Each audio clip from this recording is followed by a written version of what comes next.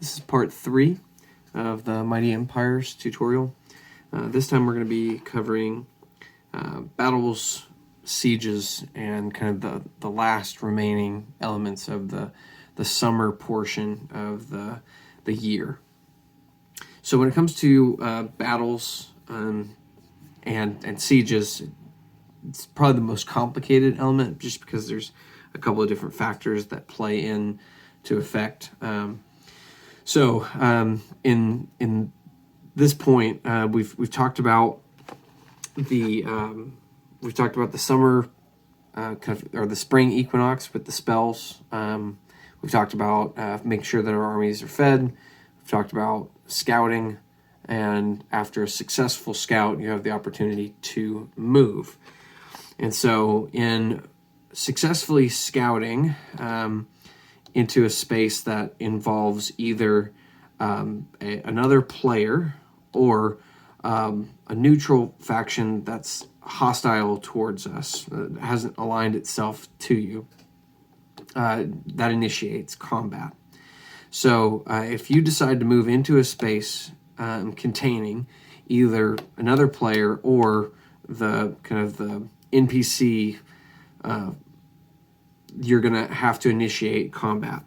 So you can either fight this on the tabletop, and so if you want to fight it on the tabletop with another player, then you'll use your faction and the roster that comes with your faction, and you'll get together with the other player and play out that in the rules that I've got for that. You'll have to talk to me about those rules. I'm not going to put that here. But if you're going to auto-resolve, then we're going to talk about auto-resolving both the field battles and the siege battles. So the field battles are probably the easiest of the two. If you are going into a field battle, both armies are going to have a point value attached to them. So we'll say that in this case, you've got a 1,000-point army going up against a 1,500-point army. So what you're going to do is you're going to go to kind of an XY axis, and that XY axis goes all the way from a positive 9 all the way to a negative 9. And so you compare those two numbers, and so in this case, it's going to come out to a negative 1. The combination of those two armies comes out to a negative 1. You take that negative 1 factor, and you combine it with a couple of other things. So the first of which is going to be the defender chooses a card of a choice of 3 cards, and then the attacker is going to choose a card from a choice of 3 cards. And the combination of those 2 cards is going to give you another factor. So in this case, the counterattack up against the surprise attack is going to give you a 0 factor. And it's going to be anywhere from +2 to -1, or +2 to -2 on another scale. So up until this point, we've got a -1 and a 0. We combine those two together. Then you take a random factor of a 2 dice roll. So the 2 numbers, XY axis, 2 cards compared on a chart with a 2 dice roll to give you a total number. You're going to add those all up and compare them to a chart. And that chart is going to tell you who wins and who loses and how many troops they lose on either side. So if the attacker wins the combat, you subtract the number of troops based on what it tells you to do, and then the defender has to run away. Now, if you run away, and in this case you've got a bridge, then you don't have to worry about a route roll. But if there was a river and there wasn't a bridge involved, you would have to do a route roll in your retreat to see if you lose any additional troops. Also, another factor to consider is if there was no ability to retreat at all. So if you don't have the ability to retreat because there's people that control, or you're on the edge of the map, or it would put you into water, or whatever it is, if there's no retreat option, then the entire army is simply removed from the game. In the same kind of scenario, the attacker wins the combat, the defender is running away, and before they've left the hex, you have the opportunity to kind of further pursue them and attack them while they're on the run. And you could get additional food. You could get their leader captured. There's good things that can happen to you. There's also bad things. The rear guard could attack you, or you could lose troops yourself. There's a number of different things that could happen there. So that's what a field battle looks like if you were attacking someone, whether it be another player or a neutral faction.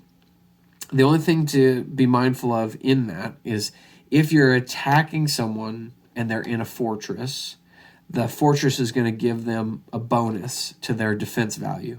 Similarly, if you're attacking someone and they're in a city, they're going to get a bonus to their defense value. That's going to be what's called a field battle. But if you decided to move into a space, initiating an attack with someone who controlled either a fortress or a city, they have the choice to retreat into a siege. So if they decide that they're going to retreat into a siege, then you move into the space and control everything around the city, but you don't control the city itself. And then that's the end of that action. You could further attack them in a later turn with that banner, but for now, that's the end of that attack. So as they've retreated into a siege, it's important to note that the people in the siege can no longer be supported by outside troops, because now everything around it has been captured by the other player. The banner gets taken off the board, and you keep note of the fact that you're in siege. And each city type is going to determine how many banners can retreat into. So if you're in a city, it's going to be 3 maximum, and if you're in a fortress, it's going to be 2 maximum. That's the number of banners that can go in. The person that's in that siege can't gain any more baggage or any support from the outside at all. They're locked into a siege. They can choose at any point to sally out of the city and attack in the field like they would normally. But until they choose to sally out on their own, they're stuck in that city. The person who's attacking the besieged settlement has a choice to make. They can do a direct assault, which is similar to a field battle. There's extra bonuses to the person who's defending based on the size of the settlement that they're in. Or they can try and use siege equipment and battery the walls and the gates. And so what you'll do if you decide to do that is you'll roll to see if you get any kind of bonuses. And then that bonus will be added to a direct assault following that. Also, you could choose to just starve them out. Remember, every turn, that army is going to have to feed itself, either from a stockpile or from the baggage that they have with their army. And once that baggage and those kind of stockpiles are gone, the army is going to naturally be kind of depleted over time. You're going to have to subtract from it every turn. So the person assaulting in a siege can direct assault at any time, or they can try to battery in combination with a direct assault, or they can try and wait them out, or the final option is to find a surrender option. So something that both parties agree on, to have you get out unharmed and they take control of the city. You come to some kind of terms of surrender, whatever would be agreed between the two players. Once the attacking force takes control of the space, all of the baggage or the stockpile that was in that place is transferred over to that army, up to the maximum, of course, which is 6.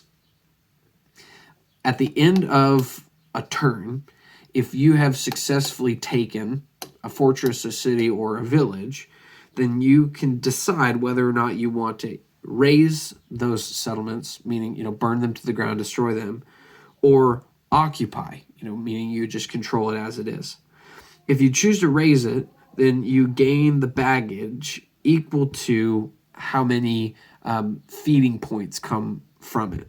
So in the case of each of these, you're going to get 1 point from a village. You're going to get 2 points from a fortress and 3 from a city. So if you choose to raise it, you'll put a raised token on top of it and note that it's been destroyed and gain the baggage according to that. The final thing to take note of at the end of the summer season, the end of every turn, is to what's called reorganize, where if you had 2 armies in the same space and one of them was less than 500, you would want to put them into an army that was in the same space so that it didn't get removed, because any army less than 500 is simply removed from the board. Reorganization includes banners of less than 500, but it's also baggage that you might want to stockpile into cities. So in this video, we covered battles, field battles, and siege battles, raising and reorganizing.